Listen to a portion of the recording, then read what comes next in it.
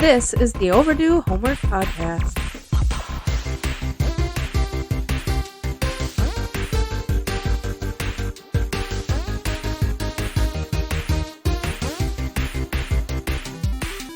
Welcome to the show. I'm joined by Trav, and I'm Drew. And I'm Trav. This is the Overdue Homework Podcast. As always, we're here to talk about 80s and 90s media. How are you today, Trav?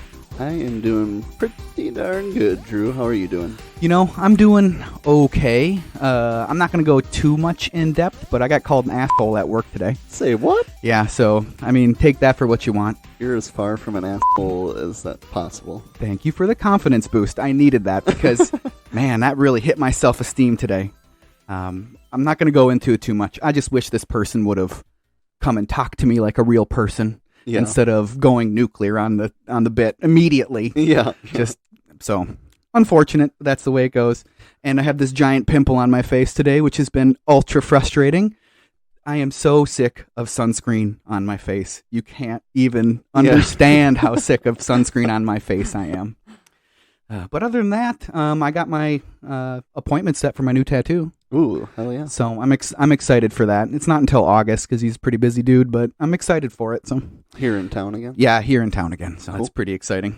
I bought a house. Oh, I was going to bring that up. I wasn't sure if you wanted to talk about it.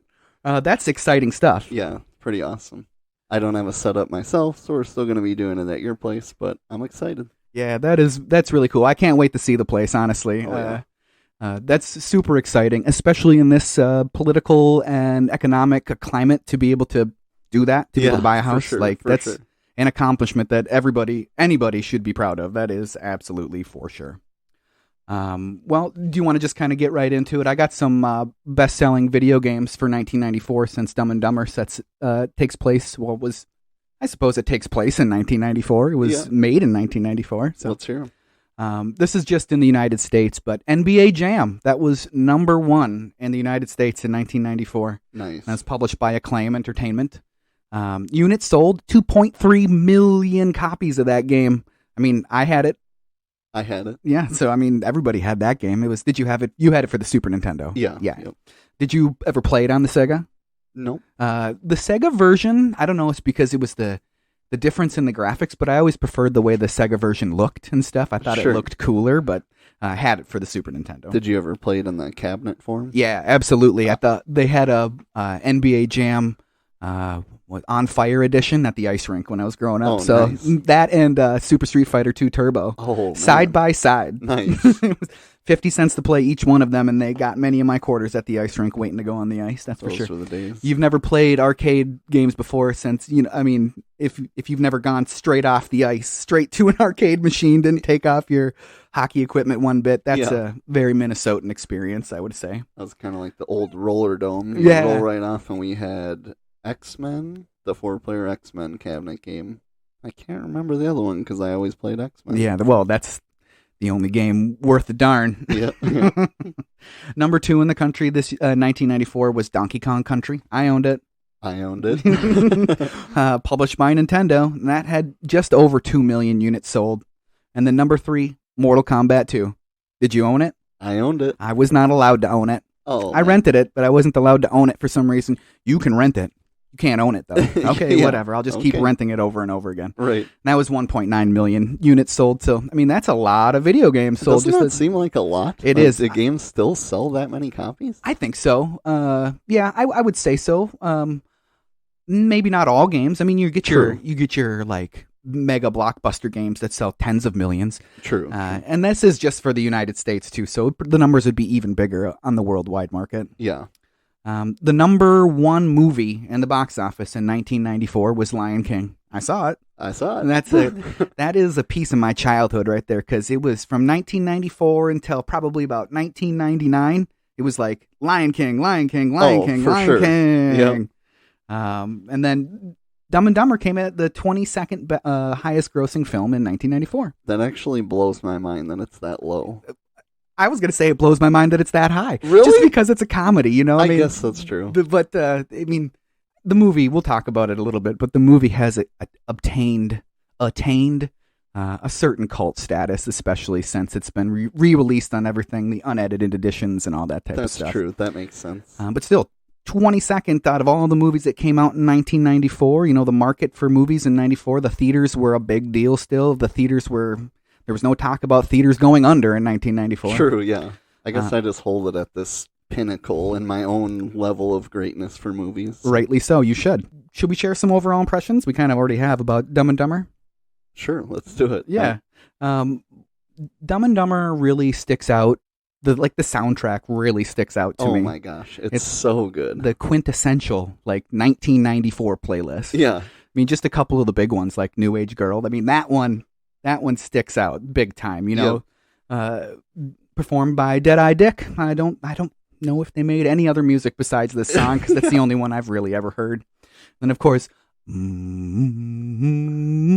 the Crash Test Dummies. That was a MTV on repeat. If you put it on MTV in 1994, 1995, you were going to see that kid with the bruises all over his body and all that stuff. Yeah. That was just how that went in 1994. And then, when I just rewatched this, my buddy's like, Crash Test Dummies? I didn't even remember that song was in here. Right. He's like, it's just a whole bunch of M's for the name of the song. Yep. That's all it is. And then Old Pretty Woman by Roy Orbison. That song kind of had a resurgence in the 90s, right? Roy kind of had his big thing being with the traveling Wilburys in the 90s and stuff like that. And I really like that song, and it's used so well in this movie. Obviously, it's a direct parody of the movie Pretty Woman, which we'll talk about later again. But I really, really, really appreciate the soundtrack in this movie. There's even some other songs that you don't even like. Hurdy Gurdy Man by the Butthole Surfers, that's on the radio at one point in their car, and I'm like, they're playing a Butthole Surfers song. I'm gonna keep saying that because it's the name of a band. They say it on the radio. Yeah.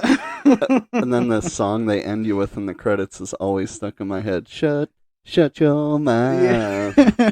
Every time, then that's just stuck in my head for the next hour. Yes, absolutely. I like that we went from back-to-back episodes of just banger soundtracks, though. Yeah. Top Gun right into Dumb and Dumber. I could have these two soundtracks and be good for the next few years. I honestly can't believe that I never bought this CD. I never owned the soundtrack. I can't believe that I never did. It seems like one of those ones that I would even have gone back and been like, I need to buy this soundtrack. This soundtrack's seriously crazy awesome. It's just a straight up slice of the 90s that you can just listen to at any point. It's just such a piece of its time. I agree. I guess before we move on to the next segment, links to all the sources that I used in the production of this podcast are obviously going to be in the show notes, like always. Why don't we just get on over to that homework review? Dumb and Dumber, obviously December 16th, 1994, directed by Peter Farrelly, written by Peter Farrelly, Bobby Farrelly, and Bennett Yellen. Why you yelling, Bennett? Have you ever read or do you remember watching Roger Ebert on TV? No, I mean the name obviously sounds familiar. Yeah, he was a big deal movie critic for decades, and unfortunately died of cancer in the early 2000s, mid 2010s, something like that. But I've always really appreciated his reviews. Our views on movies really line up. Mm-hmm. So I'm just going to read something from his website here, basically the review of 1994's Dumb and Dumber. One warning, though, if you do go to his website, it's ad crazy. It's straight out of the 90s itself, pop-ups and all that type of stuff. It is ad crazy. But he says that this movie is more silliness from Jim Carrey, who is beginning to grow on him in 1994. He finds it strange. His mannerisms, instead of becoming more wearisome from film to film, they grow more endearing. And I totally agree. 100%. Every time, we've said it before, it's classic Jim Carrey. Yep. And it's not dumb. No. It's what you want. It's always funny. It's always hilarious. It's classic Jim Carrey. Yeah.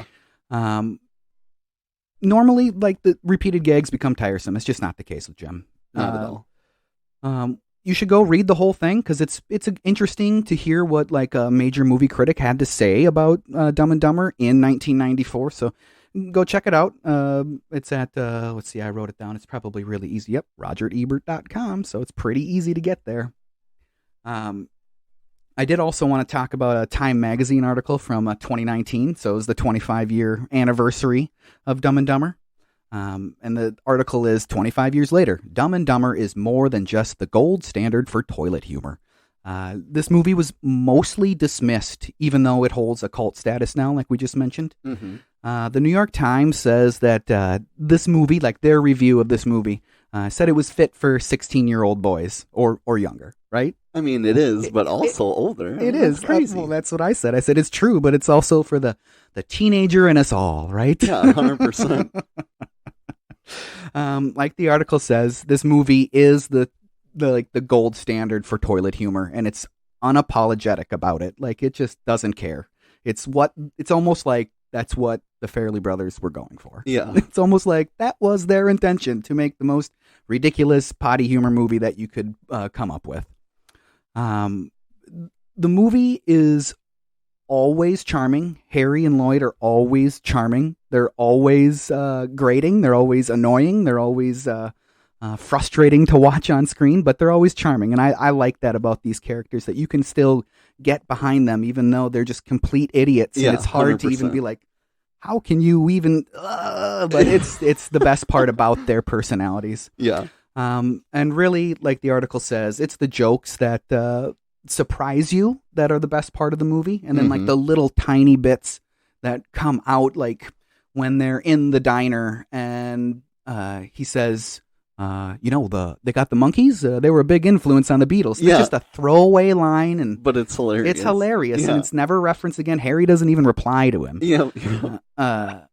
And literally, like for toilet humor, literally the scene with Harry at Mary's house, like literally, like it's toilet humor, like. Literally. I'm going to say it again. And the unrated is even more extreme. It's more extreme. We were talking how we haven't probably watched the unrated that many times, so it's still kind of like a little bit of a new movie, like you're watching the TV version, and then you notice all the differences. The article makes the point that toilet humor basically is like the great equalizer, right? It really is. It's something that we have all gone through. Like in Harry's instance, it's something we've all gone through. Obviously not to an extreme extent. The extreme extent that Harry does. But do you have any life experiences of a similar situation, Trav? I do remember a time being younger when I was I went over to a girl's house and I was getting the sounds in my stomach too, but I don't remember it being nearly as crazy as what he has to deal with, and luckily that girl's toilet flushed. So, oh man, that would have been still crazy. Felt embarrassing to go over there and have that, but man, this scene is just times 10 to anything I ever experienced. How about you? It really is times 10. The only thing that I have even close to that, we were walking the Superior Trail up near Duluth, me and a friend of mine. And halfway through, it must have been like the undercooked camping food that we had in the morning. But man, I was squatting in the woods every 100 yards for like the rest of the day. And that was a bad day hiking on the trail. That's the worst that I ever had it, I guess. But, in that we both have similar stories that we can relate to Harry with. That's where the mass appeal in this movie comes from. Right. Even if you don't want to admit it, that's where the mass appeal in this movie comes from. Do you think we're ready to hit this movie kind of scene by scene? We're not going to go super close to I think we're ready. We're ready. Right when this movie opens up, the gags are flying immediately. Like, that's a lovely accent you have there. Yeah, and the first thing I noticed that I don't know if I noticed as a kid is they show the street sign name, and it's Hope Street. Oh, I don't think I've noticed that, or I didn't notice it. The very first thing is they show Hope Street, and then it pans down to Lloyd, and I mean, the whole movie, he's hoping to make something work. It's true. Right from the beginning. That's some with good the symbolism. Shrimp on the barbie. Austria, good day, mate.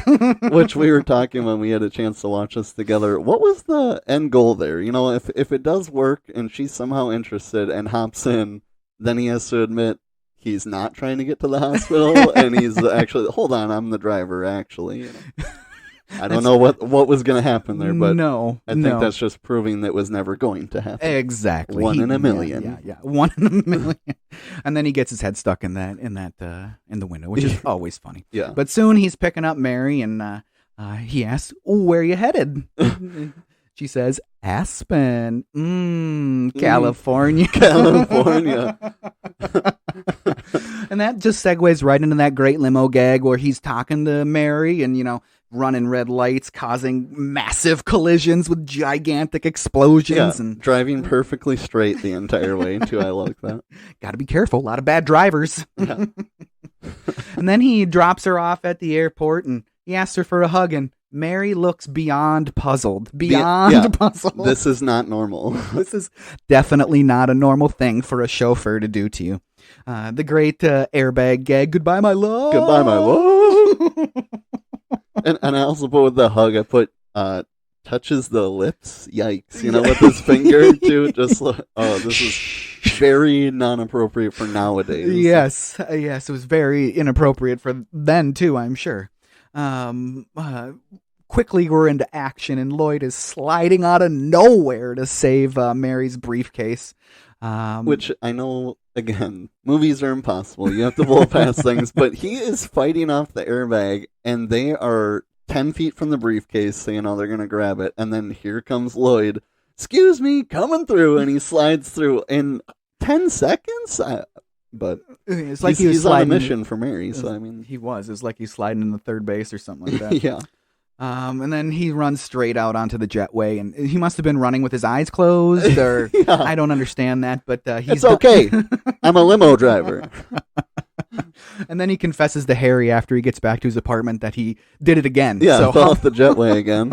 How many times has he fallen off that jetway? Yeah. Like, did the dude at the gate, know him, and it was just like, yep. He was shaking his head, at the I tried to tell you last time. That's a great way to start the movie out, just slamming you in the face with grade A gags immediately. Yeah. But he does have the briefcase now at their apartment, and Harry asks him what's in it, and Lloyd says, "You have to be a lowlife to go rooting around in someone else's stuff." Is it locked? Yeah, really, really well. And then there's a knock at the door, and it's Joe and JP, and it's Joe Mentanelli. I didn't write his name down again, but whatever. And then JP is the lady thug. How dumb do you have to be? I mean, they're dumb. How dumb do you have to be to assume that the gas company is sending armed thugs to collect money from you? How far behind are you on this gas bill that you think that's the next step? We've skipped past certified letters in the mail or collections or anything. We got people here to kill you. If that's a funny premise that you could just make into a movie, like in the dystopic future where literally the utility companies come and assassinate you if you don't pay them, right? But it sets it up for a perfect joke later. Yes, it really does. The gas man joke. How do they know I have gas? These guys are pros. So they ditch, and then Joe and JP, they get into the apartment, and should we trash up the place? I don't think they're going to notice. So they kill Petey the parrot, which is unfortunate for the parrot, I guess. It's kind of a brutal scene, really. It's more brutal, I think, in the unrated. I don't think you hear the neck snap in the TV version. No, I don't think you do either. And there's a couple other instances where you definitely don't hear some of the things that are going on in the movie in the TV version. I think you're right, but the look on JP's face is enough. Like, even she's disgusted, and she kills people for a living. Yeah. But obvious, I guess while Harry and Lloyd were gone, they were looking for jobs because we drove around all day and there isn't any jobs, right? Yeah, not unless you want to work 40 hours a week. And then quickly, just to set up another funny part of the movie, because you got to keep the gags going in a comedy. Lloyd heads out to go get some stuff for them. Just the essentials, right? Yeah. The essentials include beer, pinwheels, porn, and a novelty foam cowboy hat. Yeah, 4 pinwheels. 4 pinwheels. So 1 for each hand for them, I guess. Yeah, and then it got all ruined from a copy of Rhode Island Slut. But that old lady, Lloyd's a complete ass to her, so I'm assuming just probably drove away, right? Just drove away on his scooter. As soon as, I think she may have stayed and watched his stuff until he said, "Don't you go dying on me." Right. That was the final kicker. She's like, screw this guy. You could see, that was the kicker. And she took his stuff too, right? Do they show her driving away with it on her scooter? Well, they don't show that, but he comes in empty-handed and he's like, "Where's the booze?" So either she took it or she just rolled away and somebody else stole it all. True, that's true. I don't know why. So somebody must have taken his wallet too out of the thing. I don't know. Maybe he got that back. So, then they're back in the apartment and, he's like, we got no food, we got no job, our pets' heads are falling off. Before that, I love Harry's line. He's like, "Petey's dead." And then, Jim Carrey's classically concerned and says, "What happened?" "His head fell off." "His head fell off?" Yeah, he was pretty old. I don't know if I ever paid attention to how ridiculous that line was, but I like, he was pretty old. Jeff Daniels' lines as Harry are A+. Definitely. They're A+. I love his lines. And a lot of times they're like really quiet. And if you're not paying attention or if you're just paying attention to Jim Carrey in the scene, you can easily miss it because he's so distracting in the movie, which distracting in a good way, but right. he demands your attention when he's on screen. I can't imagine how hard it was for each of them to get through lines with each other, making each other laugh constantly. Should have watched the gag reel or whatever that was on my DVD, or my Blu-ray. I think it's the Blu-ray version that I watched. Yep. But we get that like super serious moment right after that. Like it is like serious, like the full-on close-ups on both of them. Like, I thought that was really good acting. Yes, like by both of them. And it gets you really sad, and you're feeling him. You're like, anytime you felt like a loser going for a girl too, and it's hopeless. Like, and then they go right into the silliness at that with him like dramatically crying like a little girl, and all right, that's enough. It was he's dramatically okay. That's enough. All right, that's enough. After saying let it out. All right, that's enough. I thought that too, and I think I've always thought that even since like when I was a kid. That I've always thought like, man, I really feel sorry for Lloyd because he just wants what everybody else wants. He wants a happy life. He wants to be somebody, and to a small extent, he wants to be anybody. Like, really. No wonder that worked on Harry. Yeah, because I meant to talk about this earlier, and I'm going to talk about it now. Which one's smarter, Harry or Lloyd? It's got to be Harry. Yeah, I think it's Harry also. I mean, Lloyd can't read. Right, yeah, exactly. Doesn't mean he's necessarily not a smart person. But I think I saw in one of the articles I read that Harry was described as like worldly. Like he may have lived a little bit less of a sheltered life than Lloyd has. Like Lloyd seems like the kind of guy that was born in a city, lived with his parents, moved down the block, and like he's lived in the same 5-block radius in Providence, Rhode Island for 40 years. He still doesn't want to work a full-time job, and he's an adult. Yeah. So it seems like Harry might be more worldly for sure. Yeah. I think he is the smarter of the two. He seems to take control of situations. Just narrowly. Kind of tempers Lloyd down a little bit. Yeah. I think, and it even shows in this first gag here once we're finally on the road where Lloyd's running in place. Yeah. What are you doing? Feels like you're running at an incredible speed, Harry. And no way you didn't do that a million times as a kid. I still do I still do that, exactly. I noticed that watching this. There's so many things I still quote and do from this movie all the time. Harry asks him to quit it because he's already getting annoyed by him, and they haven't even made it to Connecticut. And I'm pretty sure Rhode Island and Connecticut share a border. But then we get that quick discussion about how Lloyd sold Billy in 4C, the blind kid sold him the bird. What did you sell him? Stuff.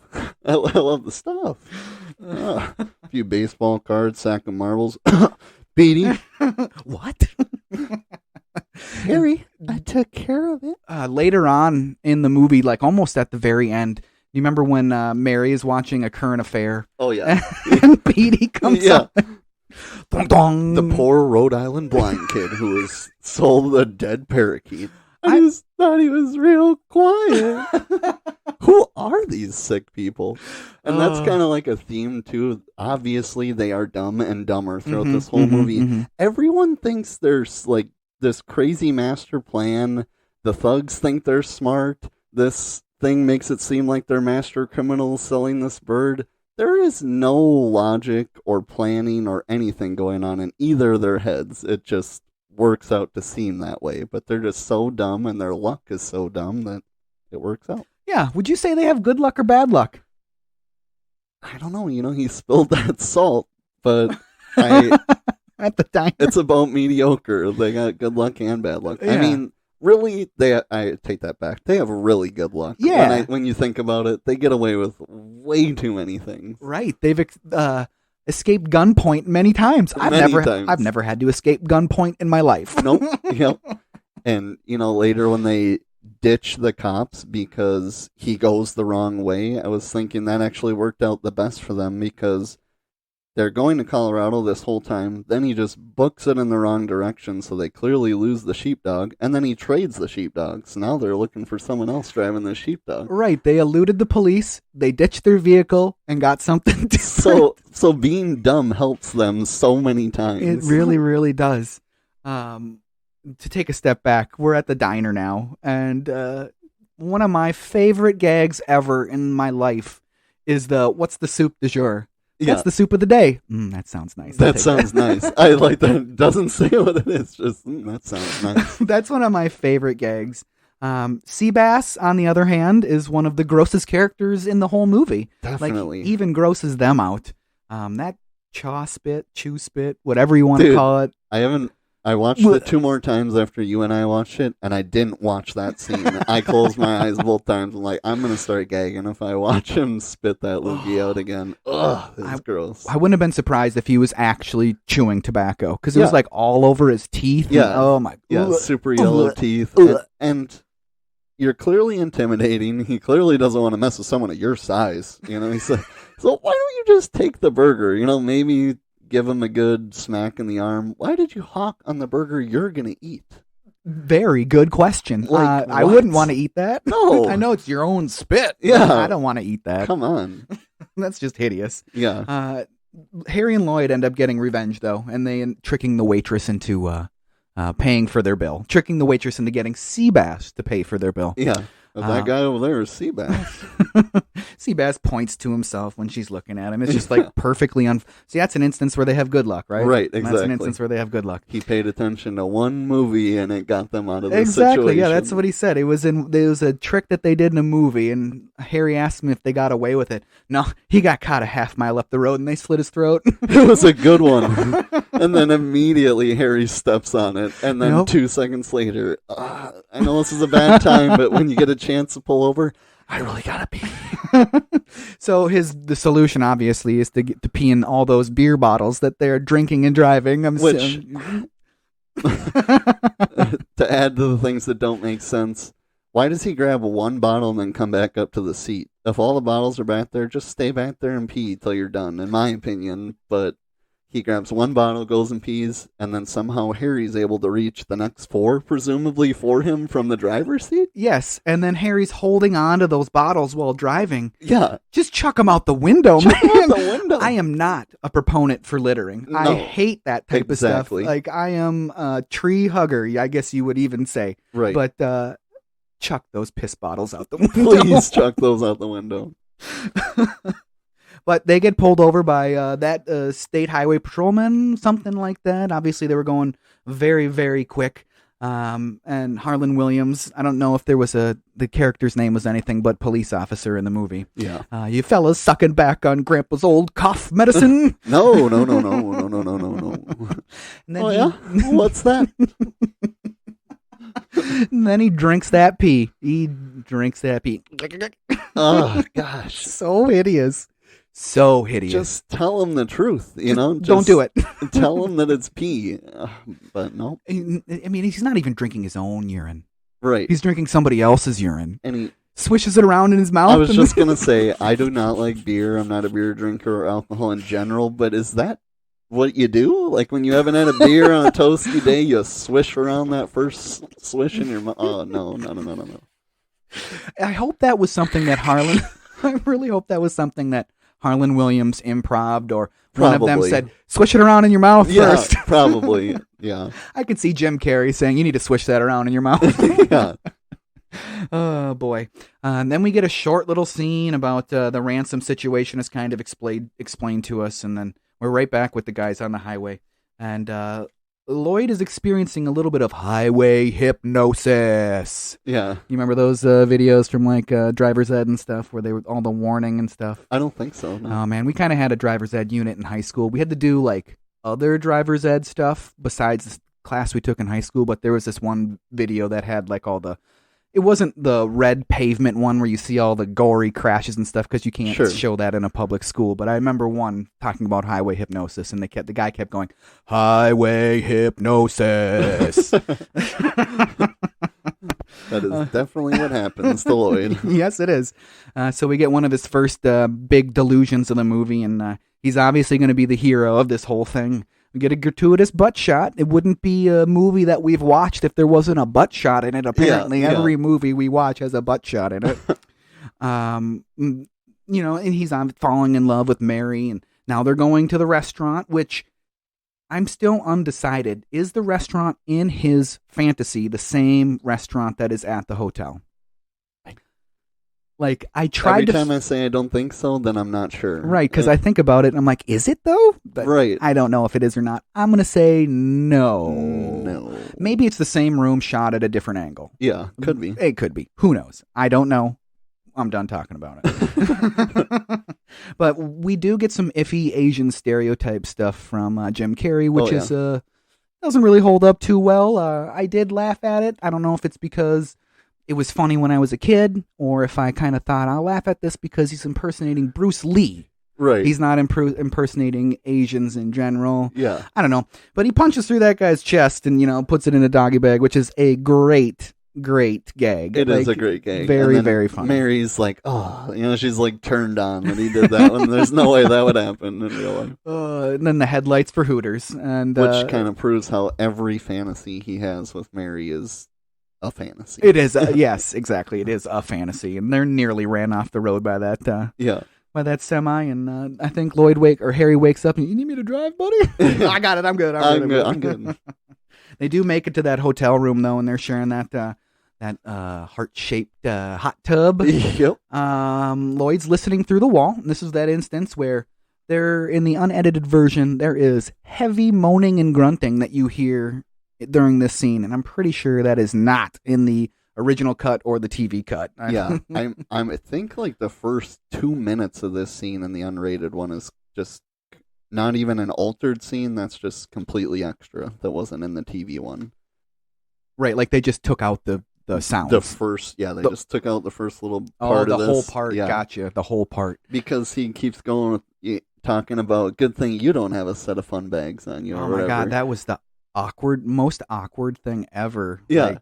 I'd split you like a piece of firewood. You'd probably like it. My goodness, I was like, whoa, I do not remember this part at all. No, so I think that whole beginning part is cut out, obviously, of the TV version, and then they start it up when they're talking about Freda Felcher. I think that's the first thing that's in the non-edited one. Yes, I believe you're right, and I think that's even the first thing that's just like in the original theatrical cut. Yeah. Like Now I'm thinking that maybe in the theatrical cut that he puts the glass up to the wall, but you don't hear the moaning. You don't hear anything. Yeah, and then he starts talking about I've been here before with Freda Felcher. It wasn't as classy. Right, and there's none of the homophobic. No, none of that at all. None of that stuff that whole in there part, yeah. Yeah, I could have gone without having that in the movie. It was weird. It was one of the only out of place for sure. things in the whole movie. It meant it needed to be cut. It was cut. It should not have been put back in. Yeah. But we get to find out, like you said, about Freda Felcher and the fact that Lloyd slept with Harry's girlfriend. Yeah. And, I think we find out later that Harry was suspect of Lloyd. Yeah. But I think at that point you can tell that Harry is kind of trying to pump Lloyd for information. He's trying to get him to be honest with him. Yeah. Almost, and he doesn't. She give you a reason? A bunch of crap about me not listening to her enough or something. I don't know. I wasn't really paying attention. I like that. I like when he says, some little filly, what did he say? He said, some little filly break your heart. No, it was a girl. Those one-off lines, we mentioned it before, but those one-off lines, they're just classic. It's just bam, bam, bam, bam, bam, bam, bam. I just absolutely love that stuff.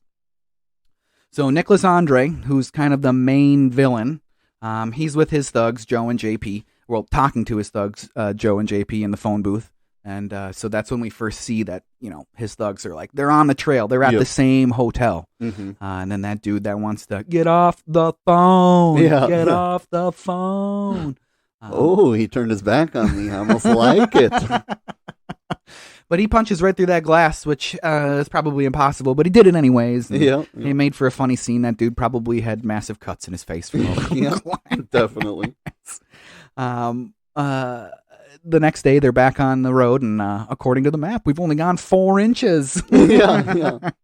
And then the classic betting gag where I bet I can get you to bet by the end of the day. Yeah. I bet you can. 3-1, 5-1, 10-1. You're on. I'm going to get you. No, you won't. I'm going to get you. I don't know how, but I'm going to get you.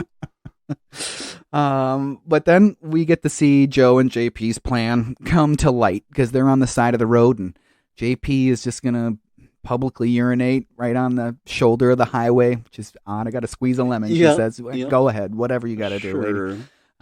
But they stop, and Joe says, my car died. I'm late for a luncheon. Yeah, and again, I sound like a broken record bringing this up. I know they're dumb, but they were just afraid looking out their peephole while he was holding a gun, and he's wearing the same trench coat. Yeah. It's been 2 days-ish max since that incident happened, and they completely forget what this guy looks like. I'm going to go with my instinct on this one. Saddle up, partner. Don't normally pick up hitchhikers. Yeah. They're instantly annoying Joe, They're playing the no tag backs game. You want to hear the most annoying sound in the world? I'm not going to do it.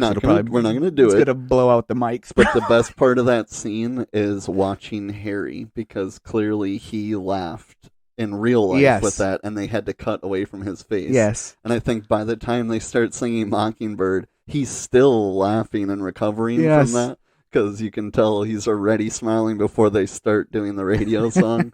I love those scenes where they just can't get through it. 20 cuts later, they're like, well, whatever. We'll just scan and pan, move over there. I like how Joe was so dead against just killing them and getting over with it. Yeah. And he's been riding with them for 5 minutes. Yeah. He's already pull out the gun. Already pulling the gun out. You don't kill people you don't know. Apparently he knows them well enough after 5 minutes. He's like, they deserve to die. Yes. But they're saved by another set of hitchhikers, and then we get the Mockingbird scene. Pick them up. Me and my buddy do that all the time with free agents in football. All the time. It's always referencing pick them up. I like that a lot. Boy, that was that whole it's some really funny stuff right away. It's just super funny. That dynamic between the three of them is just very, very funny. Can't triple stamp a double stamp. Can't triple stamp a double stamp. Yeah, it's really good. They arrive at Dante's Inferno restaurant in the Atomic Pepper scene, right? It's more tingly than hot. It's more tingly than hot. And I always thought they looked like red hot tamales or whatever, but are they actual peppers that they're biting in, or is it? I don't know. They look like tubes to me too. That's what I thought. They're probably eating something that's completely not peppers, so that they could chow on them. But then, the upgrading to Blu-ray quality reveals those flaws. Yeah, that's true. So that's true. I'm guessing that's what it is, because they looked like tubes. I didn't know what they were. I was like, those don't really look like peppers. But I always go first. I was like, why don't you guys both stop being a bunch of pussies and do it at the same time? That sounds like a dare here. That's a double dare. Because he knows that'll work, Right. He knows if he says double dare, these guys are so out of it, that'll work. And then they're just squirting those condiments everywhere. The ketchup works, the mustard works. Yeah. That scene is amazing. It is amazing. But it's all mysteriously cleaned up by the time Joe gets back to the table. Yeah, that is true. And they're going to prank Joe with those peppers. It does not go well by any means. Why don't you heat up and we'll tell you? How's your burger? How's your burger? Joe finds out that they don't even know Mary, and he eats his burger, and that ulcer flares up, and it looks like it's a problem for the guy. Yeah. Quick, my pills! All the time, Lloyd's attempting CPR. Out with the good, or out with the bad. In with the good, out with the bad, in with the good. Comes with the blind ripped off and smacks him in the chest. And then he's giving him mouth-to-mouth, too, which has just got to be absolutely hideous. Yeah. It'd be a lot easier if you just held back. But Harry got the pills. Turns out, though, it's the rat poison. And they kill Joe. They kill Joe. Check, please. Check, please.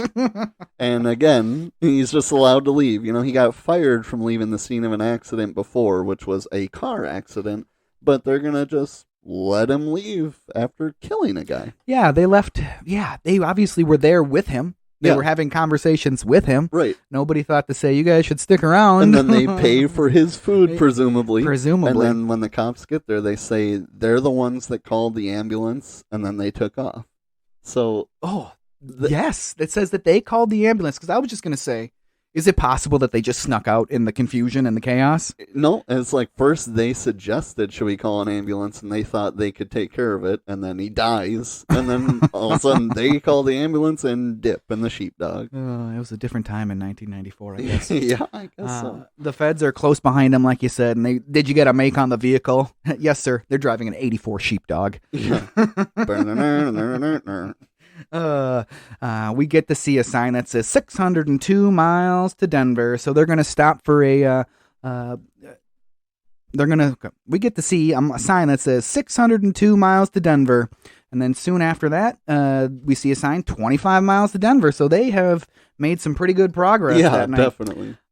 So they're going to stop for some gas, though, and get that great thing. Of course, you have to lift the dog's leg to fill the gas tank. Yeah, right? yeah. That's genius, and that's absolutely hilarious. Definitely genius. Lloyd's headed to the John. Harry gets to meet a lady outside, which turns out to be Federal Agent Beth Jordan. Yep. Coincidence? No. Not a coincidence. So do you think that... if she was working with the other federal agents, and she didn't know who they were, I bet, at that point yet, right? Or do you think... I think she did, because she says at the end, we've been following you all the way since Providence. Oh, so then she would have. So why did they set up the roadblock then? True. Why did they set up the roadblock? Maybe... And why would she be leery about giving her number to Harry at first? Yeah, why would she freak out? She would want to do that. Yeah. She'd be like, perfect, yes. Right. Like, here's my number so I can keep closer track of you guys. Well, so that's true. Maybe that's a little loophole. I would say it's pretty easy to poke holes in comedy plots, and that might be a very, very big one that we just poked a huge maybe hole. Dissecting a little too much, but that's okay. Yeah, that's okay. That's what makes this stuff fun, right? For sure. Just to think about that stuff. So I think I'm going to go with what you said, that yes, she knows who they are. She's purposely following them. And because he freaked out, she thought that it might be a good idea to back off. True. And just get away from them. They do think that they're more dangerous than they are. They all are presuming that. Yes. So after he freaks out, she's maybe like, okay, no. Yeah, I got to de-escalate the situation or something like that. That is just really interesting. But there is a really funny... dialogue between her and Harry, right? Oh, yeah. He goes, skis, right? Yep. They yours? Both of them? Cool. Yeah, I love that. And my what does she say, psychiatrist or whoever, therapist says I should stay away from accident-prone guys, and then right away he pops off the side mirror. Oh, you might want to fix that. It's a little loose. And then also, what is she doing lighting a cigarette at a gas pump? Yeah. That's never been legal. That has never been legal. I don't care if it's 1954. It's not seriously. legal. But we do finally get in that bathroom where Lloyd is trying to relieve himself, and we see For Manly Love be here March 25th, 2:15 a.m. sharp. And is it just that stall? There's like 3 stalls. Would it, if he was taking a crap in the next stall, would have it made a difference? I don't know if it would have made a difference. Because he was pretty Seabass was set on coming into that stall. Yeah, he sure was. I don't know if it would. Yeah, why didn't he just move on over to the next stall? Because when Harry busts in, there are multiple stalls in there. Yep. That is interesting. Why didn't he just leave?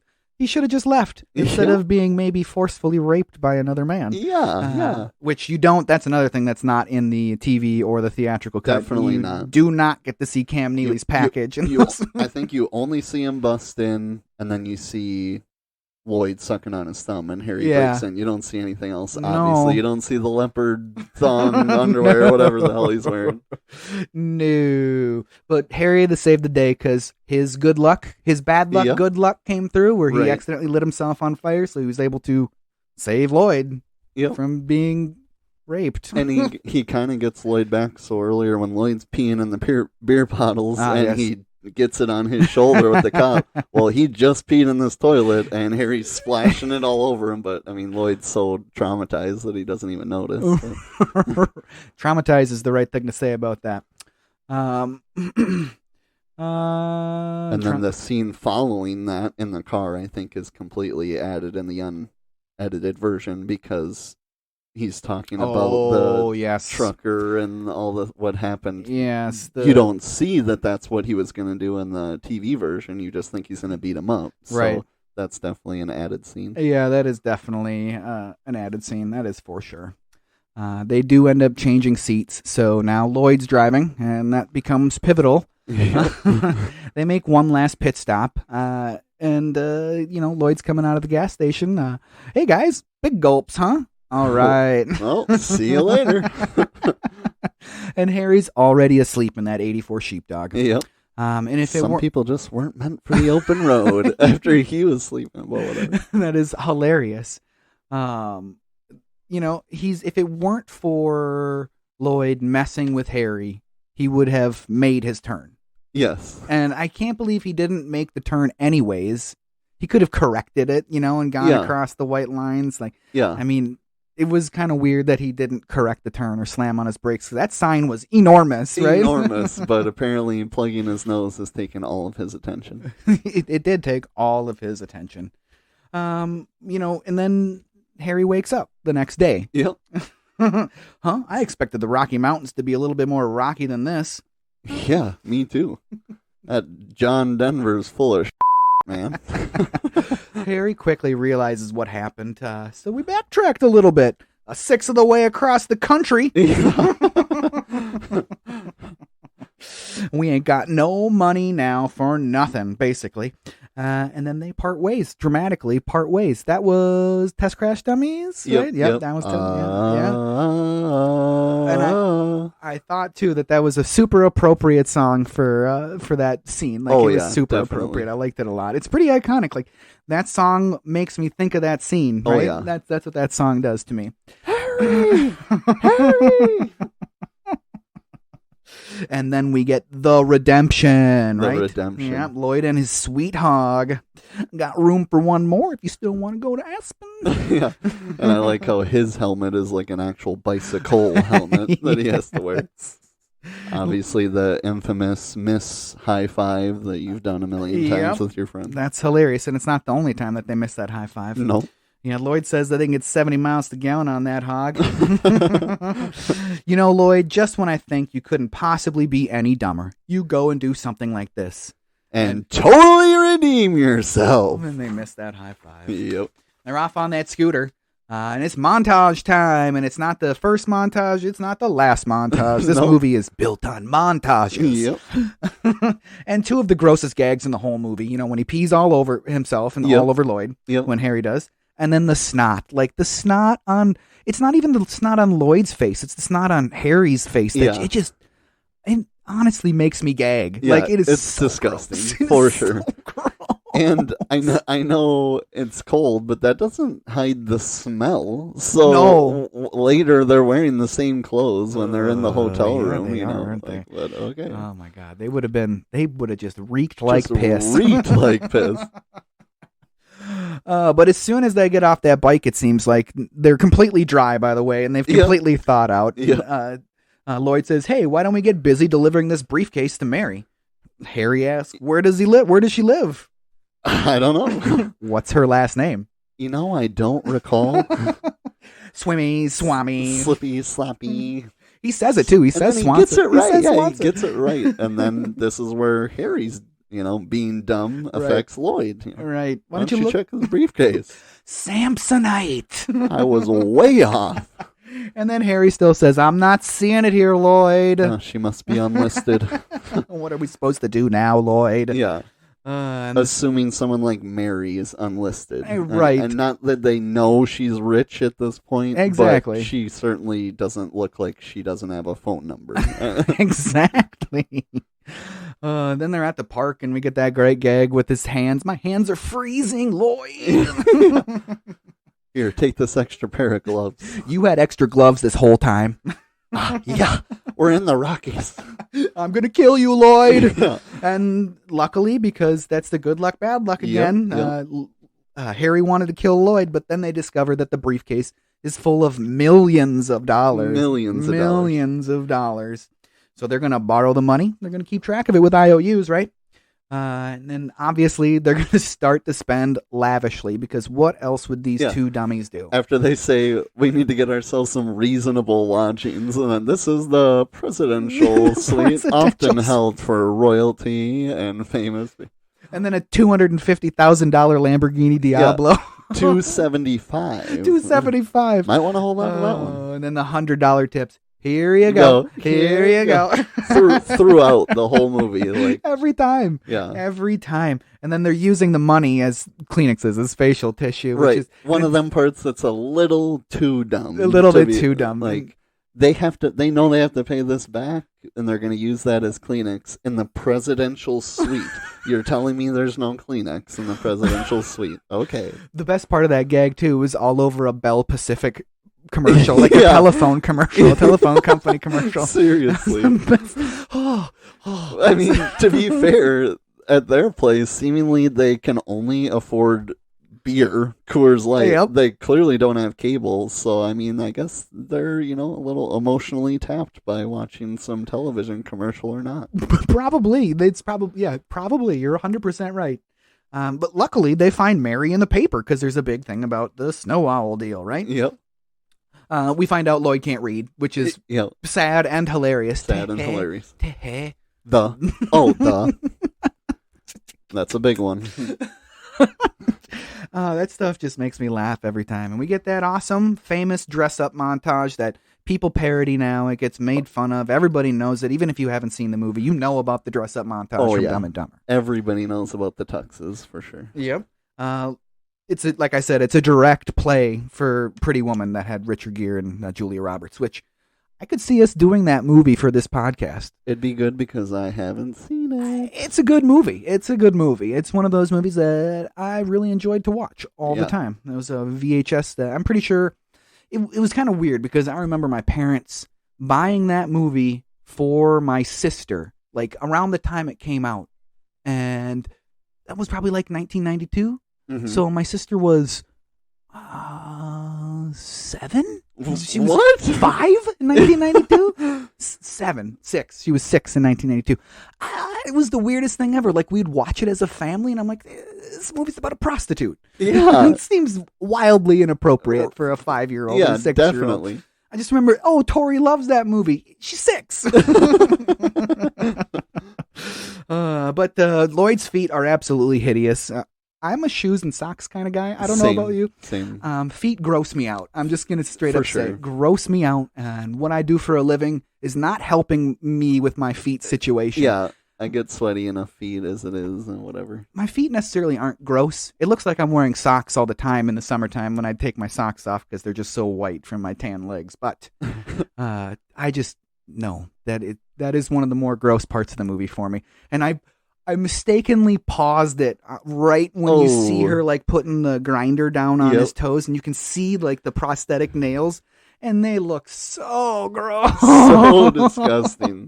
Obviously, no way they could be that long in him wearing shoes. Exactly, exactly. It's not. Doesn't work that way. They both get the shave and a haircut. We get that blood gag, which makes that poor barber pass out. And the infamous bowl cut with the actual bowl on his head. Yeah. It's one of the better parts for sure. Yeah. But all this time, Harry's doing the whole like judging Lloyd's tuxes, and it's always no. And then, the famous Dumb and Dumber tuxes get revealed. Well, at least Lloyd's does, the orange one. And right. It's a round of applause for Lloyd. Harry loves it. We get them at the Snow Owl benefit. Put us down for 4 in case we want seconds. Yeah, and then he gets them with the breath spray right in the eyes. And then before that, too, they're like full-on sword fighting with those canes. I love that scene. And Harry just smacks Lloyd. Just lines up and wails him in the ass. I hope he really did that, or at least maybe Jim was wearing something in the back of his pants so he could really get that hit. But that pain on his face looked fairly genuine to me. All right, enough. Oh boy, and we get that lady that walks right by them, and it's a pretty funny line from Harry. Look at the fun bags on that hose hound. It's just a ridiculous thing to say, just absolutely ridiculous. And then they both do their best Hannibal Lecter, which is a reoccurring thing with Jim Carrey. Yes, it is. Jim Carrey's Hannibal Lecter impression was better than Jeff Daniels, that's for sure. Yes, definitely. One of my more favorite lines from Harry then is right after that, when he tells Lloyd, let's go get a couple of bowls of loudmouth soup. Yeah. I'd never heard, I don't think I've ever put together, what he was actually talking about with that. I'm like, right. Oh, he means, drinks. Right, some liquid courage. That's pretty dang funny. Yeah. We find out Lloyd would do anything to bone Mary. Anything. You get that feeling when you do anything to bone her. That's a special feeling, Lloyd. But he just doesn't have the courage to talk to Mary, so he's going to hang by the bar. Put out the vibes. Oh, man. And send Harry to do the work for him, which Harry may be the smarter of the two, but he's way more easily manipulated. Way more easily manipulated. And he without trying, he's honestly a lot more smooth with the ladies. Yeah. Yeah. He comes in with a line where it seems like he's being very offensive, but, he's really, and, it was not his intent to sweep Mary off her feet. He actually even, again, kept bringing up Lloyd, but, the stepmom is who I'm assuming that is? I would say so, because they look like there's all of 5 years between the two of them, between Mary she's and his the mom. rich stepmom in her situation. The stepmom. She's the one who really pushes Harry to go for Mary, and he finally gives up. Yeah, he finally gives up. Sure. What time? That line that you mentioned in the last podcast, I used to have a parakeet, but I do specialize in canines. Dogs to the late person. And Mary, the sweetheart she is, she just laughs it off. Yeah. And Harry gets to tell his Shih Tzu joke, which is always good. Yep. But like you said, he's now going back to Lloyd to explain the situation. And he lies to him. Yep. He just straight up lies to him. Well, this calls for some of the bubbly, because Lloyd's super excited about that. And good luck, bad luck. Again, it is again. Kills that owl. Yeah, so they are referencing that these guys are some master plan artists again, as if they planned this, but it was completely accidental, and it leads to the scene where he is pretending like they are getting us back. We killed their bird, and now they're killing ours. No, that is not what happened. They don't even know they did it at first. Right, yeah, and Nicholas even says, these guys aren't just anybody. They're good. They're good. They are definitely overestimating the guys. Definitely. Quickly back at the hotel, Lloyd's getting ready for his date. Harry's dressed as Peekaboo Street. Do you know who Peekaboo Street is? I do not. So she was a downhill skier, akin to a Lindsey Vonn type. She was in the Super G, all that type of stuff in the '94 Lillehammer Olympics. Sure. So I'm assuming that was the outfit that she wore. Was that pattern and stuff. I just remember in grade school it was an Olympics year, so those Olympic athletes were all over the school classrooms and all over the school and all that stuff. And that's a direct reference to Peekaboo Street. Where are you going wearing something like that? It's a bit revealing. He does put on shorts. Yeah. You think so? Don't worry. It's just a little lump. No one will notice. And that immediately is red flags. All right, I got to put on some shorts here. Yeah, it definitely was a red flag. Got to put them shorts on. Lloyd is definitely off the deep end with Mary. Right? Oh, yeah. He says to Harry, she's the love of his life, the blood in my veins, or until I get sick of her and need to move on. Yeah, he has pumped this potential hypothetical love story up so much in his head at this point. But Harry hits the bar, or Lloyd is going to head to the bar for his 10 o'clock a.m. date with Mary, which, that comes into play a little bit later. And he shows up at 9:15. 9:15, we don't open for 45 minutes. But why don't we talk about these two sequences, separated instead of going back and forth? Let's talk about Mary and Harry on the slopes. Harry is an embarrassing idiot. Oh, yeah. Right from the get-go, as soon as he comes in, where, he's dressed like he's rich, but he's clearly not. Clearly. Temporarily rich, and knocks all the skis over right away, pisses everybody off, and then waves to Mary, and she embarrassingly waves back to him. Yep, I'm with him, I guess. Yeah, he knocks over those skis, which is, what do you hear? Great job, idiot! Yeah, something along those lines. But immediately they're going to be heading out on the slopes, and of course, Harry's going to get his tongue stuck on the pole. Ooh, frost. What? And then Mary just ditches him. Ditches him completely. Ditches him. I'm flabbergasted watching that every time. She just later shows up and his tongue is still on the pole and she's shocked. Whoa, Harry's still over there. Where did you go? Exactly. Didn't you come to ski with him and then you hopped off a ski lift for how long and skied by yourself? Right. Okay. And then whoever was operating the ski lift, instead of helping him get unstuck from the pole, they removed the ski basket or whatever you want to say that you ride in and just put it over by the chalet, the cafe, and just let him sit there outside. Nobody's going to get this guy a cup of warm water. No, and then nobody in the whole cafe is hit. They're all just ignoring him, just letting him sit there. I can't get over that, honestly, but moving on. Mary ends up just ripping his tongue off the pole like a Band-Aid. Ugh. That is the absolute worst. There's no way she would do that. Why in God's name? She's not dumb. Why would she not go get some warm water? Worst possible solution to that problem. Hot chocolate. Something. But nope. It'll just be like a Band-Aid. So, Trav, will you please share a story of when you licked metal in the wintertime? We've all done it. If you live in Minnesota, we've all done it. We've all done it. I think I mentioned I've done it twice. I don't know why I did it twice. I blame this movie. Frost. But I know I did it once at school on a big old pole outside at the basketball courts in the winter, obviously. That was not a good idea. I think that one wasn't as bad because I was able to get my tongue off with slight blood. But I did it once at my home in the backyard. We used to have a little metal railing, and I don't know why I did that, but my dad came out and had to go get a cup of warm water because I was stuck pretty deep on that one. I've only done it one time. How did the damage do compared to the two ways of it getting removed? Was it way less with the cup water? Way less. Was it still painful? I don't even remember it being too painful, honestly. So that is definitely the way to do it, because I'm sure, like I said, we live in Minnesota, so my daughter will do this at some point. Yep. It's going to happen. Yep. So I got to remember a cup of water, at least room temperature water, something. Exactly, right? Something. Yeah. The one and only time that I did it, I was maybe 6, 7, 8 years old. I was running around the neighborhood with some neighborhood friends.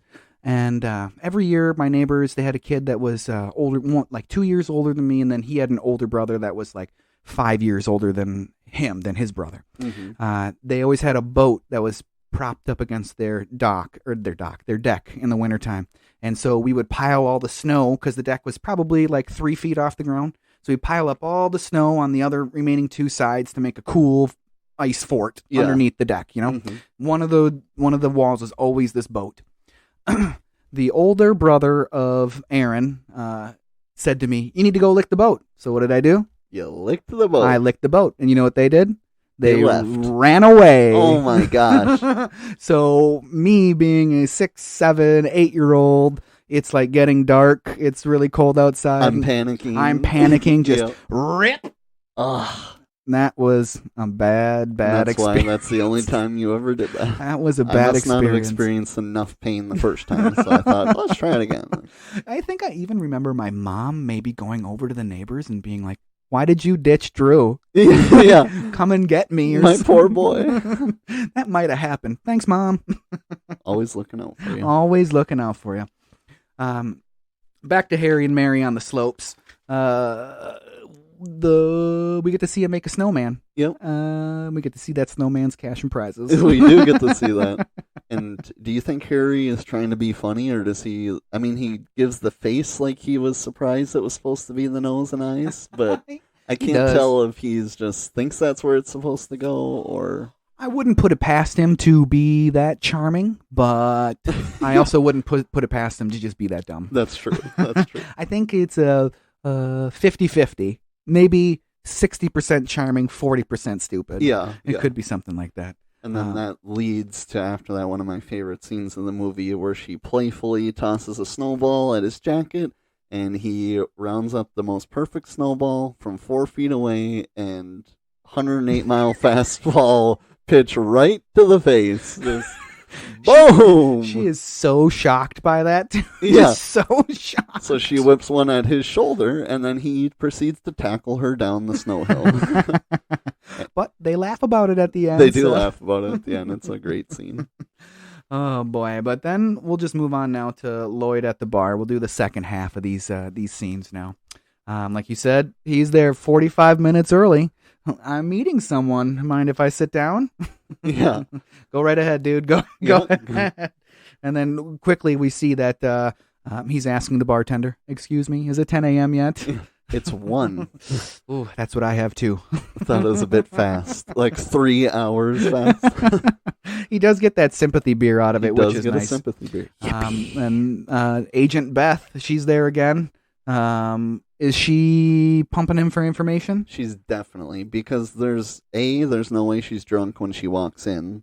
She's got to be pretending to be more drunk than she is, because by the time the scene's over, she hasn't even finished that one drink. True. He went from 2 empty beers and the free one, so a third one, to about 5, maybe 6 empty bottles. Yeah, I think she's right. still working on the same thing. To be fair, she's gabbing like crazy. Yes. So she's maybe not even giving herself time to drink her own drink. True. But yeah, I think she's pumping him for information. I think so too, because she could have sat anywhere along that bar. It didn't seem crowded, and she sat right next to him. I mean, maybe that's something that you would do if you're an available single. Sit down next to another guy, strike up a conversation. But I do like what this shows about Lloyd is he, no joke, is in love with Mary. Yeah. Because there's no denying that this FBI agent is a beautiful woman, and she's coming to sit next to someone who presumably hasn't been with anyone since Freda Felcher. Presumably. And he's not having it at all. I mean, she is annoying him, to be fair, but still, he's Mary on the brain. Yeah, exactly. That is a good point. I hadn't really thought of that. I hadn't really thought of that. That's definitely a good point, that he is not interested in anybody else. All. He is obsessed. That's what I would say about that. I agree with you, though, completely. She was definitely trying to get information out of him. Lloyd then finds out where Mary lives from the bartender. I think it's a little odd that the bartender willingly gave up that information, considering that he was waiting there for her all day. Definitely. A little creepy. I guess I wouldn't want bartenders giving out my address. Yeah, at all. And he knows who Mary is, so he knows that she's rich, I mean, well, and they might be assuming this at this point because her briefcase had all this money, but the bartender knows that she's rich and basically stood up Lloyd for hours. Yep. And then gives away the address. Like, clearly he would be thinking, okay, Mary wants nothing to do with this guy. Yeah. But he just gives up the address. Just gives it up. The big place up on Alpine Drive. Big place? Alpine Drive? Big place? And he just takes off. Yep. Okay. He does take off immediately. And then one of the best gags, one of the better gags of the movie, he sees the framed newspaper of the moon landing. Yep. No way. No way. That's great. We landed on the moon. Oh, I love that. That is a great, because I mean, he's obviously living under a rock. He has no TV. No TV at all. Now we get a pivotal point here in the movie. Harry and Mary are in the Lambo at Mary's house now. He manages to close the deal and get a second date out of Mary, which is, I mean, he's charming. He's just charming. He's just a charming dude. Mary asks him if he'll pick her up at 7:45 tonight. I got a few things to do, but how about we make it 7:45? Stop it. Fine, 7:45. That's great. I love that. Absolutely love that. But Lloyd saw the whole thing. And he's so sad he's going to throw up. He's so sad he is gagging. Yes, I like that. Oh, boy. But now we're back at the presidential suite, and Harry is just going to perpetuate that lie with Lloyd and just say, what if she meant 10 o'clock at night? Why would she want to meet you at a bar at 10 in the morning? Yeah. I just thought she was a raging alcoholic.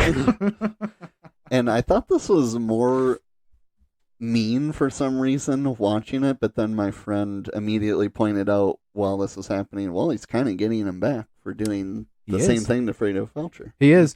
Whether Harry's consciously doing that, I mean, it is kind of revealed that he does know that. So maybe that's why he doesn't feel so bad about it. Right. I mean, that makes sense. I still don't think it was, like, they're clearly best friends, so it clearly wasn't his intent initially, but at this point he's like, you know what? You did that to Fredo Felcher, or did that to me with Fredo Felcher, so I'm going to get you here. Yeah, no, I mean, I think that is a valid point. I think that's, if it's not at the front of his mind, it's definitely in the back of his mind. He's definitely doing it. He's definitely doing it for that reason. But out comes that Turbo Lax, which, man, half a teaspoon for instant relief. Way more than a half a teaspoon. That's half the bottle. Yeah, honestly, that much Turbo Lax would probably kill you. Seriously. Probably would kill you. It'd be more than one crazy poop, that's for sure. I promise you that. Yes, it'd be a couple of crazy nights of pooping. Yeah, it wouldn't just be one relieving poop. But just let the mayhem begin now with this scene here at Mary's house with the toilet. Because Harry destroys that toilet, figuratively and literally. He destroys no, that. I'm shaving. Shaving? Yeah, I thought it would save some time. He didn't come in with a razor or anything, but okay. Nope, it's that whole scene is awesome physical comedy by Jeff Daniels. He sells it amazingly well. Yeah. He starts dismantling the toilet after she tells him that the toilet's broken. Yeah. That is, why would you do that? Why would you do that? Just start dismantling the toilet. Seriously. Oh my God. And then when he's in the unrated version, he has taken the toilet off the floor and dumping it out the window, right? Ugh. That's not in the theatrical cut. That is not in the theatrical My version. goodness, your face is inches away from piles of diarrhea. Harry, what are you doing? I'm gargling. No, you are not gargling. You are not gargling. Boy. But Lloyd shows up at the door, and she's very surprised to see him. Doesn't know who he is immediately, and he's very hurt by that, but she figures it out. She remembers his name, which is Lloyd, right? Lloyd, right? You left your briefcase at the airport, you big goof. You big goof. I have it at my hotel if you want to jump on the old bike with me.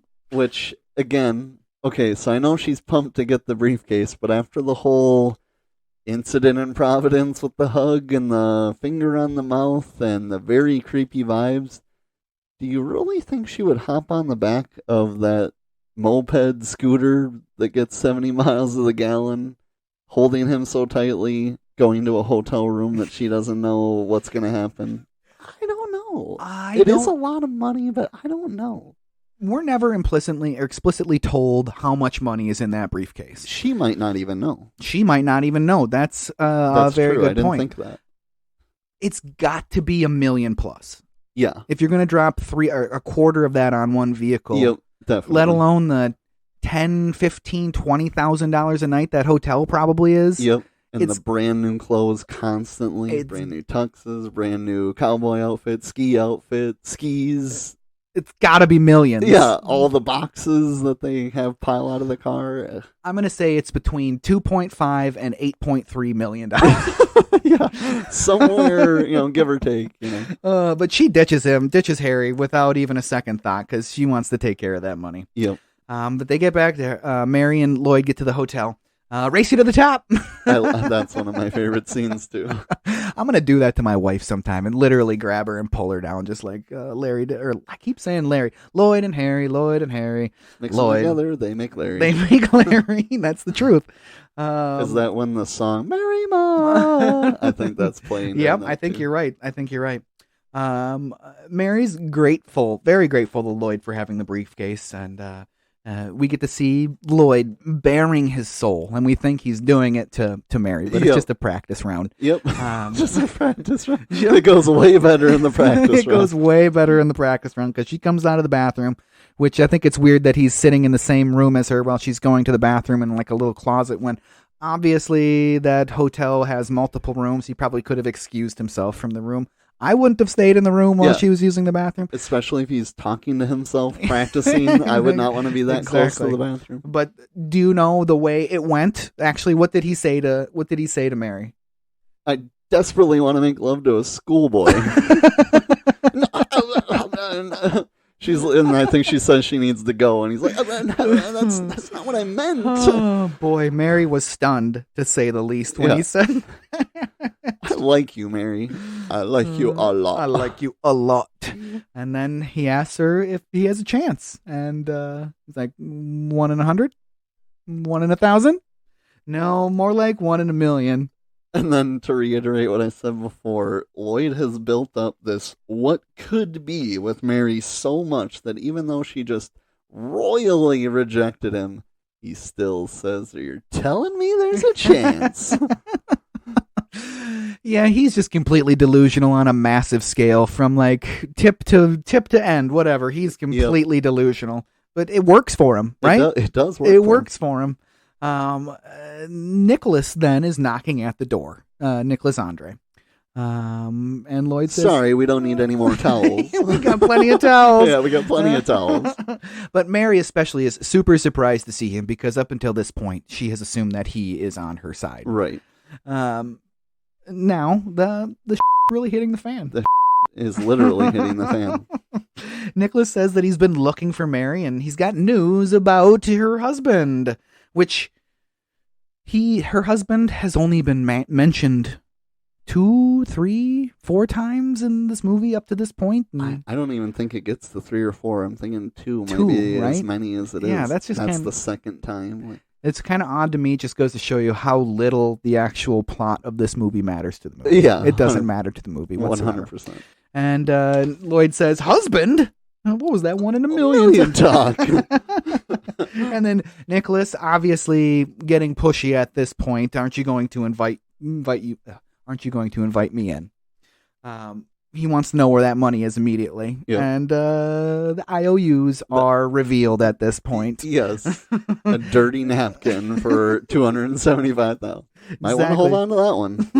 Those are IOUs. Those are just as good as money. Every cent's accounted for. So, which I also find hard to believe, as they're handing out hundreds for days as tips. Like, you were keeping track. I don't know. I agree with you. There's no way that maybe Harry could keep track, but Lloyd can't read, so I'm guessing he probably can't write, so he's not keeping track of any of that stuff. Nicholas definitely wants to kill Lloyd at this point. He is full on, got that gun out, and he's ready to start blasting. Yep. So I pulled my gun out, and I just started blasting. That's what he was going to say. But luckily, Harry has shown up at the hotel room. He walks in on that hold-up situation and is in as much danger as everybody else now. Yep. And at this point, Nicholas is all business. Which one of you wants to get it first?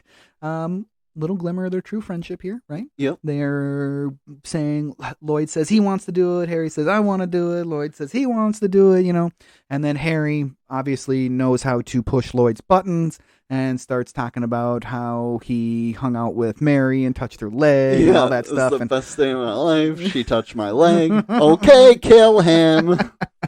I love that. And he does. And he does. Yes. But you killed my best friend, you bastard. But Harry comes up blasting, and a good thing that he's a terrible shot. Yeah, at least for Nicholas's case. But the feds bust in at that point, which they should have busted in a lot earlier if they were standing there, waited for gunfire. And Harry says, they slapped this vest on me and gave me a gun. What if they shot you in the face? What if he shot me in the face? That was a risk we were willing to take. It's one of the best. I know I said it a lot that it's one of the best lines of this movie, but that is just straight up hilarious. Definitely. And as you notice, he has no bullets or bullet holes in his vest as he opens his shirt. Did not notice that. Yeah, it's just completely brand new. Good eye. Good eye. That seems like such a glaring thing for continuity that somebody would have just said, hey, he's got to have some holes in that thing. Yeah, something. That's a glaring omission in continuity. But, we then get to see Mary reunited with her husband, and we get one last delusion from Lloyd where he shoots up the husband. Die! Mary's saying, Lloyd, I want you to meet my husband. Hi, Bobby. I'm so happy for you. Yeah, as he's squeezing his hand with all his might. And then Bobby says, I owe you both a debt of gratitude. Instead, they're walking by the side of the highway with no money. Yeah, seriously. After all this, Mary doesn't do anything to try to help these guys. Nothing whatsoever. They literally saved her husband. They should be heralded as heroes, like they would be on TV, in the newspaper. Yeah. All types of stuff. For things other than selling a dead parakeet to a right, blind exactly, kid. exactly. Like, it is kind of weird that they just ended up walking on the side of the highway at the end of the movie, but Harry does say that the cops took their nest egg and stuff like that, which... And that the hog died or whatever. Yeah, the hog died. Yeah, Harry says that. He says, first Mary dumps us, the cops take our nest egg, and then the hog breaks down. Yeah. Yeah, when are we ever going to catch a break? Hello? Hallelujah! Hallelujah!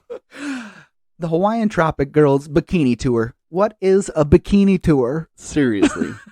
What? I don't even know what to guess that would be. Seriously, it seems like something straight out of a 1994 Budweiser commercial. Yeah, bikini tour. Yep, definitely. Oh boy, but we get a hi y'all. We're going on a national bikini tour, and we need 2 oil boys to grease us up before each competition. You're in luck. There is a town about 3 miles that way. Okay. And they pull away. Do you realize what you've done? He gets to do it again, the gas man thing. Yeah. And then they stop the bus. Excuse me, my friend's a little slow. The town is back that way. Like, oh, man. Wow. 2 lucky guys are going to get to drive around with those girls for the next couple of months. Don't worry. We'll get our break soon enough, I think he said. We just got to keep our eyes open. Yeah, yep. And then Lloyd just goes, yeah. Yep. And then we get one final tag, you're it. And he quits, he stamped it. Yeah, I like that. It was really cool that they kept playing that over the credits for an extended period of time. Yeah. I really like that stuff at the end of movies, especially at the end of comedies when they skew a little bit shorter.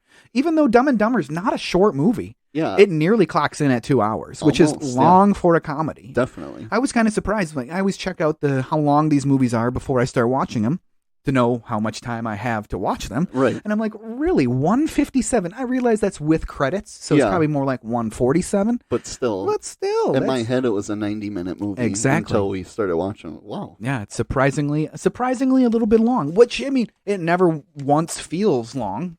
Although I did say to you, taking notes on movies like this takes the joy out of them a little bit. Yeah. I still enjoy it. It's still funny. But the last thing I wrote down here is, we already mentioned it, but I had to write it again. The soundtrack is amazing. Yeah, it really, really is. And I think I'm going to go to Amazon and buy that soundtrack tonight. Yeah, I seriously. think I'm going to. I'm buying the CD, even though I don't listen to CDs. I just want to have the CD. Yeah. Man, I really don't have anything else to say about Dumb and Dumber besides the fact that I love that movie. I really, really do. I need to watch it more. Yeah. Doing this podcast has made me understand that the movies that I love to watch, I need to watch them. Yeah. Not just be like, I love that movie. Yeah, I loved that 20 years ago. Like, yeah, we need to be watching. Watch it. You got to watch it. If you really love it, you got to watch it. And I honestly think watching this, I mean, I laugh every time. I feel like this would be a movie. If I had to pick one movie for the rest of my life, this would probably be the one that I could just keep rewatching over and over. I always find it hard to say, would it be a comedy?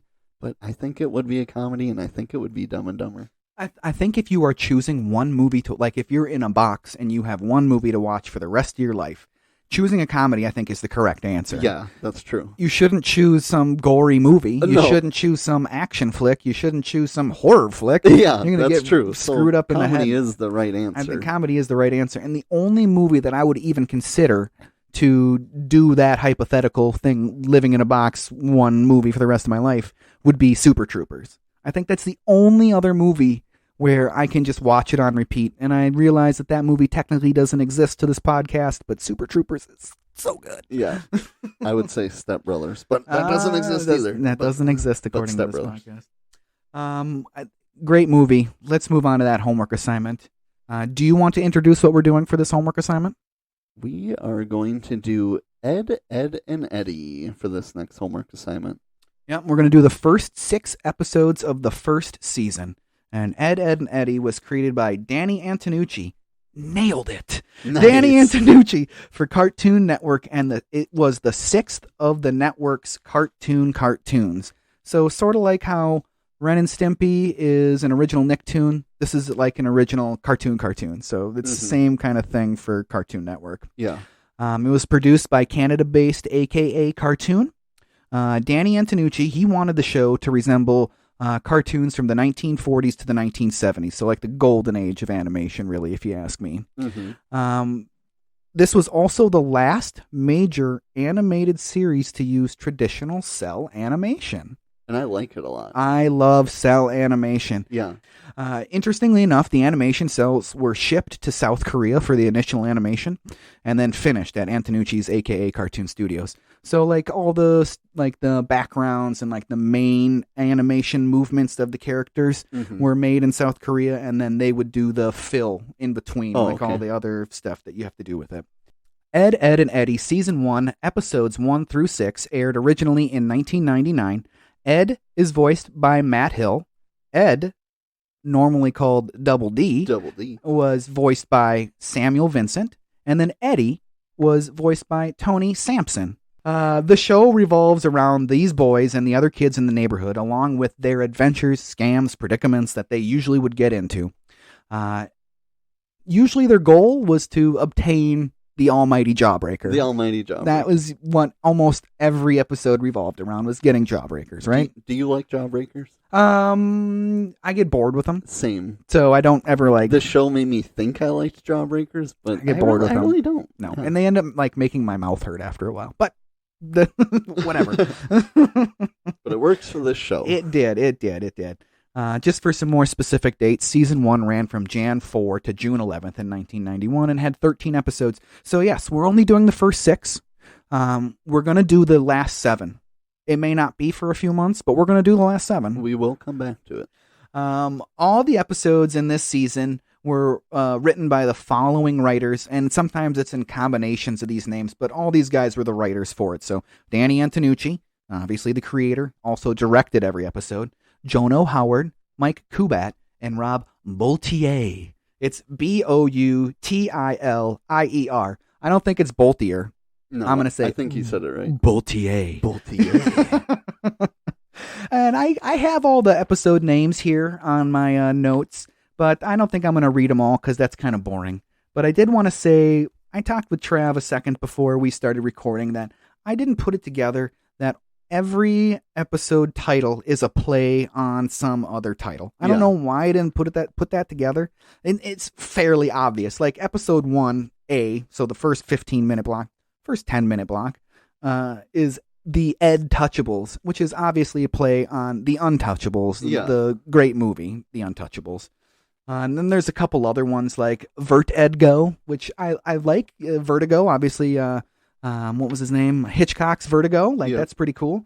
And then Dawn of the Eds. That's a Dawn of the Dead reference. Yeah. I mean, that's really cool stuff. They are pretty good. It takes a little time and a little bit of thought to do that in an episode, and I appreciate the work that was put by the writers for that. Like I said, check out the links in our show notes if you want to check out any of the stuff that I talked about. Other than that, over to you, Trav. Real quick before we get into these juicy emails, so I gotta be the guy who always points out who's in Friends is in our homework assignment. So I noticed that Mary's stepmom, like we were saying, we don't know if it's her stepmom or who it is in her life, but that is Phoebe's birth mom in Friends. I thought that was interesting. And the guy who gets punched at the phone booth actually works at Monica's restaurant in the show and sets her up with what she believes is a stripper for Chandler's late bachelor party, but she's actually a hooker. So I thought that was funny to see him in this. Oh, Friends. But getting into these emails, so first one comes from That there didn't done make no sense. Wants to know if you could have one superpower, what would it be? So flight is the obvious answer, right? That's what everybody says is flight, right? Answer. But I think I would choose immortality. Immortality. Like, that's kind of a cop-out. I won't say immortality. The 10-year-old in me wants to say invisibility. Yeah. But that's too pervy. I think I would choose something like Cyclops laser vision or something like that. Something that's not too crazy, but that would give me like awesome, like I could do awesome tricks with it. That would be sick. Like I think I want to say like Cyclops type ability. I like that. Makes me think of The Boys. Yeah, for sure. Sorry, I know that doesn't exist in this part. Well, No, we're it at the email part, so Yeah. anything can exist. Are you in the caught up email on The part. Boys? Yes. I am not caught up on The Boys. I know that what's his name takes a form of the serum to get his own superpowers. Though. Yes. Billy Butcher. Yeah, Billy Butcher. Thank you. So for me, I picked teleportation. Ooh, good answer. I thought of all the things you said. I mean, invincibility. I'm like, that's a Dragon Ball Z cop out, you know. But I'm wishing for invincibility. Flying, of course. Invisibility. I thought of that, but then I thought teleportation. It's almost like the best of both worlds. It would be. It'd be very helpful for my job. Yeah, what that would be. Except then you'd just be overworked because they'd make you do more. Yeah, and if I did have teleportation, I don't think I would work there anymore. Yeah, that's true. We would not work where we're working if we could teleport. We'd already be rich, so we would just be doing this podcast for our main job. It would be awesome. Yep. Next question comes from Now What's a Jedi? Wants to know, did you ever go hard trying to collect something when you were a kid, valuable or not? I went really hard at hockey cards for a large portion of my my youth. They're all still sitting in my closet.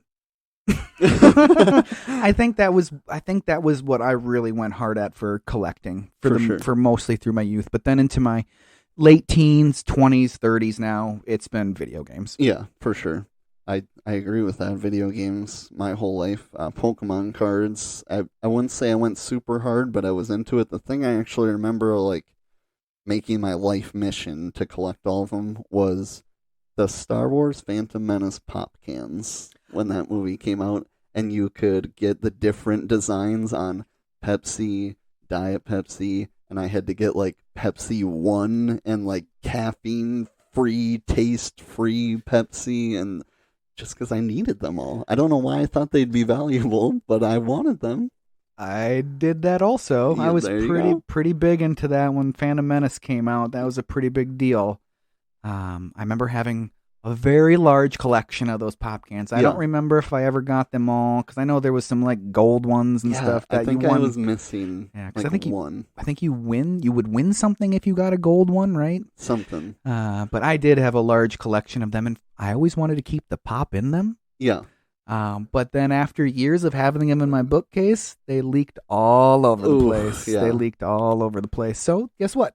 They went in the garbage. I think my dad told me that would happen, so I did drink them, and then in which case, why was I saving them? Because they weren't going to be worth anything. But exactly. I guess I went too hard, so I needed them. That 2000s, late 90s, early 2000s Star Wars push, when it really came back, that was everything. Yeah. That was everything. I remember my uncle getting me amped up for it because I don't think I had seen the originals yet at that point, and he was really jacked for Star Wars to come back at that point, so it made me like, I need this. And then seeing the Phantom Menace and seeing Darth Maul with the double lightsaber, too good. The most misused character in history of cinema. Yes.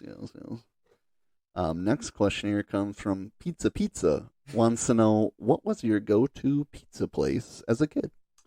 Go-to pizza place as a kid, like as a family, or like when I had a few extra bucks? When you, both. Both. Family was Pizza Hut, because it was a sit-down Pizza Hut with the Pizza Hut buffet. We'd go there all the time. Pizza Hut. Was that here in Mankato? Yeah, that was here in Mankato. It's not the same location. No, it's not. You know India Palace? Oh, yeah. That was the sit-down Pizza Hut. Oh, really? Yep, that was the sit-down Pizza Hut. And didn't there used to be a Godfather's across the street from that? A little bit down, 7 Tap House West or whatever. Oh, yeah. That's where Little Caesars used to be. That building's not there anymore. They tore it down. Or that's where Godfather's used to be. That's what I mean. No, it was Little Caesars before Godfathers. Oh, okay. Yes, it was Little Caesars before Godfathers. that's some inside radio or inside podcasting right there, because there's about 20 people that are going to know what we're talking about. Wait a second. There's about 20 people that listen to this podcast. Oh. For me, I put Domino's because I lived a block away from Domino's. Ooh, yes, so that was and for whatever reason, New Ulm Domino's was much better than Mankato Domino's in my opinion. But my favorite place was Happy Joe's. I should have called that, you being from New Ulm. Yeah, I should have called that. Yep. Should have called love me some Happy Joe's. I love sausage pizza, and they got the little tiny sausages on there. And you get the taco chips on there too. Home of the taco pizza, right? Yep. Yep. Was there a Happy Joe's in Mankato for a little while? It did not last, unfortunately. It was over by Home Depot. Oh, yep. Yeah, over by Home Depot. That's a shame. It is a shame. I actually kind of want to go to Happy Joe's now. We might have to make a trip to Happy Joe's. Sounds together. good to me. Sounds good to me. Next question comes from Loop Swoop and Pull. Wants to know, what was your favorite game or thing you liked to do at recess in grade school? So at recess in grade school, we had a pretty decent playground. So it was mostly like playground tag, jungle gym tag, and stuff like that. The swings were awesome. We had some really big swings, which the same swings are there. And we went to that park with my daughter, and I got on those swings, and I have vivid memories of getting most of my body above that top bar. Yeah. And I couldn't even get close to doing that. I was like, this is frightening. I gotta stop doing this. Way too scary. Way too scary. As soon as that chain started buckling, I was like, I'm done with this. Yep. How did I do this as a child? Seriously. So I put, for winter, my favorite thing to do was King of the Hill with everybody out at recess on the big snow mound, for sure, even though we weren't supposed to be doing that, but oh well. And then summer, I put 13 square, but it started as like 4 square, then everyone was getting into it, it was like 6 and 8, and then we were using this like side of the school and using all the squares and the sidewalk, and then eventually we had 13 people playing with not a normal size dodgeball, but like the can fit in your hand size dodgeball. Sure. And let's just say by 8th grade, it got intense. I would love to get like a reunion with all of us and do some 13 square again in our 30s. It would be awesome. Oh, that's cool, man. That's awesome. Next question here comes from Very Funny. Wants to know, did you have a favorite stand-up comedian when you were a kid? Oh, favorite stand-up comedian as a kid. So I'll go teens, because I think, I'll go teens. I remember really liking, favorite stand-up comedian as a kid. I think I will say probably Norm Macdonald in the late 90s was a big one for me. I was really into SNL in the late 90s, so I would say Norm Macdonald for stand-up. Jim Brewer's stand-up was really good. Even Nick Swardson when he was really young. Yeah. Like those first couple of specials, he's hilarious. Minnesota shout-out. Yeah, Minnesota shout-out. Nick, if you're listening. Nicholas. I think I'm going to say Norm Macdonald. I think I'm going to say Norm Macdonald. I like all those, and if you were a huge SNL fan, you're going to like mine, Dana Carvey. Ooh, good call. Dana Carvey's stand-up is A+. His voices, he just seamlessly goes from voice to voice to voice to voice. It's just the best thing. I remember one with the, did you shampoo your hair? And I remember using that in like some sort of skit we did in front of class once when we actually, to go back to a few episodes ago, we did an Angry Beavers thing where somebody drew Daggett and controlled him. Someone drew Norbert and controlled him, and then I drew one and named him Fudgy. And Fudgy had all Dana Carvey's lines as if they were original, but it was just because I watched the stand-up with my dad. So, but the class seemed to like it. So. That's good. That's all that matters. Did you get an A+ on it? I do not remember, but it was 3rd grade, and I was good in 3rd grade. It took a while before I dropped them A+.